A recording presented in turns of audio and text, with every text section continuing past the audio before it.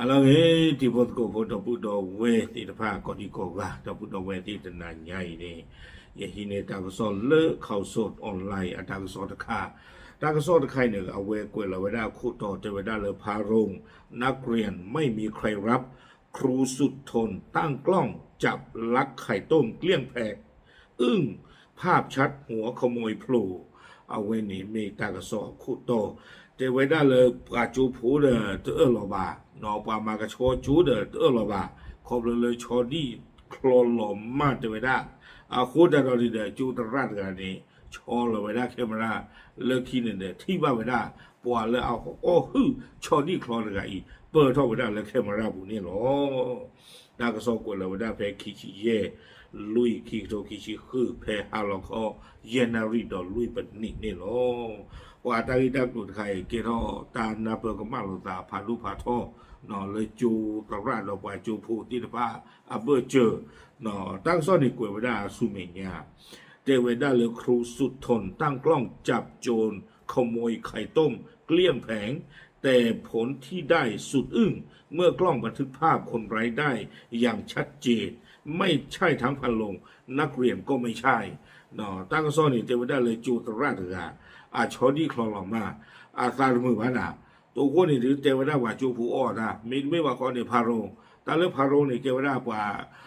มาตาเลยจูผู้ถือหมอแต่เรื่องพารงนี่ไม่ว่า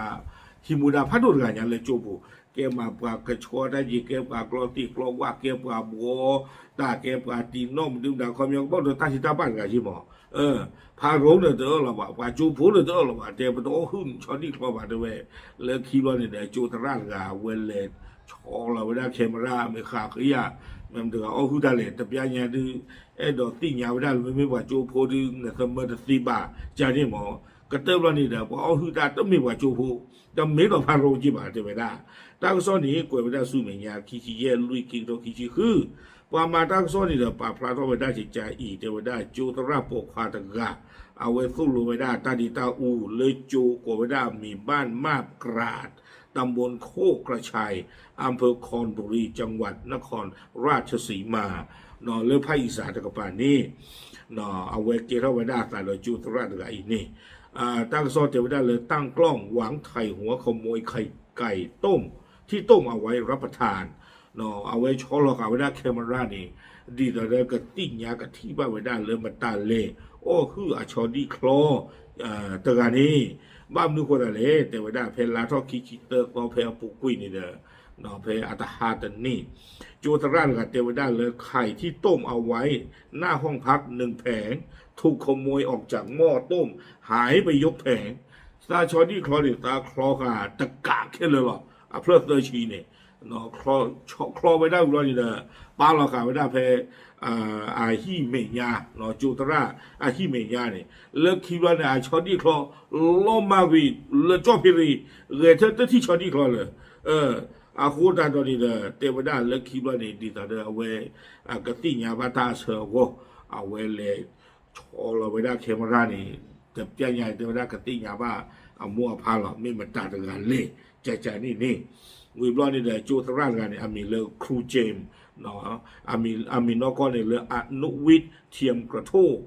บอกว่าปกติแล้วมักจะใช้เวลาว่างต้มไข่ไก่จำนวนมากแล้วนำไปใส่ตู้เย็นเก็บไว้กินเพื่อความสะดวกเนาะแต่ไม่ได้นอกก็นี่ตาคลอชอดีใจมากหรอกตาคลอวิบล้อนี่เด้อตาเกี่ยวปากแล้วตู้เย็นผู้เนาะเพตาไม่บ้าตาอ้อตบลลานี่เด้อตากระถือทอดตาอ้อใจที่หมอนอตบ้านเลอแกสคลอตบลคิบเลอตบเลอคิบเลอตบเลออัลเลอแกสจีจานี่คลอตบลคอเนี่ยอ้อนี่คิดต่อจีจานี่เนาะวิบลอนี่เด้อจะไปได้เมื่อวันที่23 เมษายนที่ผ่านมาก็ทำเหมือนปกติทุกครั้งแต่ทิ้งไข่เอาไว้ในหม้อต้มข้ามคืนโดยไม่ปิดฝาแต่ว่าได้แพคิชิเตอร์คอนนี่เด้อตาคลอทชอดีจานี่จีบ้านฉันนักกินเนี่ยตาวอนี่ตาคลอวิบลอนี่เด้อตาปกติใจละเขาเลยตาจะเก็บปลาหนึ่งแล้วตู้เย็นปลูกเพตาคลอวีอัลล็อกคีบาตาออกแล้วกาคู่เนี่ยตาป่าขาดดอนด่าจีจานี่เตวด้าเรเชเตอร์วิบลอนี่เด้อเตวปรากฏว่าไข่ที่ต้มไว้หายหมดทั้งแผงพยายามสอบถามทั้งพาโรงและนักเรียนต่างก็ไม่มีใครรับว่าเป็นคนเอาไป เพนิกาตาตาผู้ว่าตาเกเตชอดีเดดอลกาญาเดมันก็เอาอยู่ตีออสาดอลตาเบื่อญาเลเดเวสาปีเราใจเลจาวาโจโบสุอ้อยตาว่าโจโบเดโอบาเลจาพารุน้อยดาโอบาเดเวดาว่าโอดอลกาบาเดปาโตเดเลเรามาจะเลนาชอดีเดเวอาโคตารณีเดเจเวดาเมื่อคิดว่าอาจจะเป็นสุนัขแต่ก็จะเอาไปโดยที่ไม่ล้มมอได้อย่างไรดูแล้วนี่เด้อเจเวดาว่าจูโพมินอ้อบาพาโรมินอ้อบาไม่ทุยอ้อไปได้ขวาทุยอ้อไปได้สิเด้อเจเวดาเด้อก็เปิดมอค่าเดินชอละกันแล้วชอกูด่าตั้งแต่ตะเกียบจีบ่าเนาะก็เปิดมอค่าอุดิล้อจีจันนี่เนี่ยไม่ช่วยอ้อเด้อเขาไม่เรียกว่าเท่านั้นเด้อมอค่าก็เปิดกับบ้านหลอดเต็มไอเนี่ยอัตราตลอดเต็มอ่ะเจเวดาแล้วคิดว่านี่เด้อตากระสอบเจเวดาเลยตัดสินใจขยับกล้องวงจรปิดหันมุมใหม่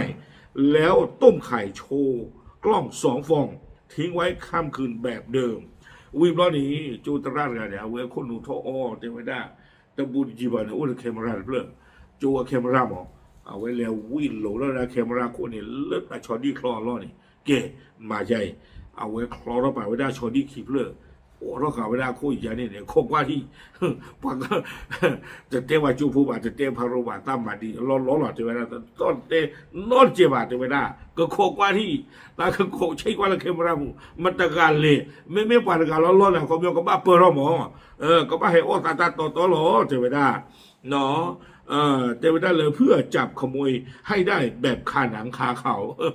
ดีต่อแล้วก็พ่อคลือได้พอลาทุกท่านกันนี่แต่ที่คอศัตรูกันหลายจิตใจนี่หมอวิวนี้เทวดาผลปรากฏว่า